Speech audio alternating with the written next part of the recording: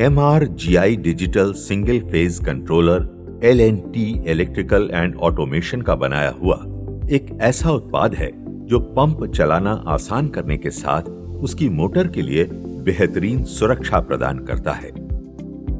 इसका इस्तेमाल मुख्य रूप से पानी अंडरग्राउंड टैंक से ओवरहेड टैंक में खींचने के लिए होता है।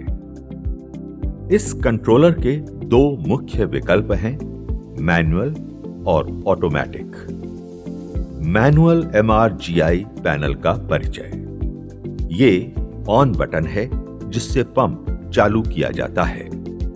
ये ऑफ बटन है जिससे पंप बंद किया जाता है। ये पावर ऑन LED है जो पंप कंट्रोलर चालू होने पर हरे रंग में जलता है। ये मोटर ऑन LED है जो मोटर चालू होते ही जलने लगता है। ये वोल्टेज LED है। ये तब जलता है जब डिस्प्ले पर वोल्टेज की वैल्यू दिखाई जाती है। ये करंट LED है। ये तब जलता है जब डिस्प्ले पर करंट की वैल्यू दिखाई जाती है। ये ओवरलोड और एक्सट्रीम ओवरलोड LED है। जब ओवरलोड या एक्सट्रीम ओवरलोड फॉल्ट होता है तब ये कुछ समय के लिए ब्लिंक होता है और फॉल्ट का संकेत देता है। उसके बाद यूनिट मोटर को ट्रिप कर देता है और डिस्प्ले पर फॉल्ट और लोड की वैल्यू एक के बाद एक वैकल्पिक रूप में दिखाई जाती है। जब इस फॉल्ट की वजह से मोटर ट्रिप हो जाती है तब ये निरंतर जलने लगता है।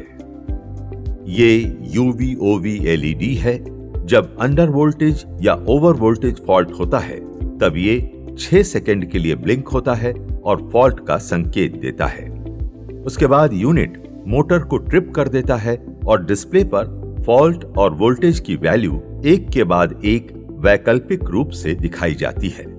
जब फॉल्ट की वजह से मोटर ट्रिप हो जाती है तब ये निरंतर जलने लगता है। ये ड्राई रन LED है। जब ये फॉल्ट होता है तब ये कुछ समय के लिए ब्लिंक होता है और फॉल्ट का संकेत देता है। उसके बाद यूनिट मोटर को ट्रिप कर देता है और डिस्प्ले पर फॉल्ट और फॉल्ट करंट वैल्यू एक के बाद एक वैकल्पिक रूप से दिखाई जाती है।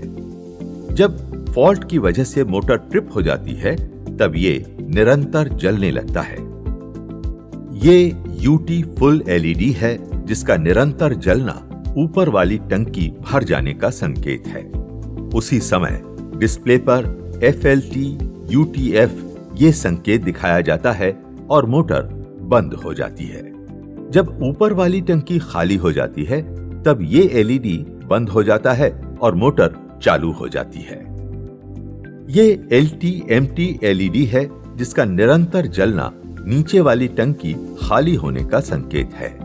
उसी समय डिस्प्ले पर FLT LTE ये संकेत दिखाया जाता है और मोटर बंद हो जाती है।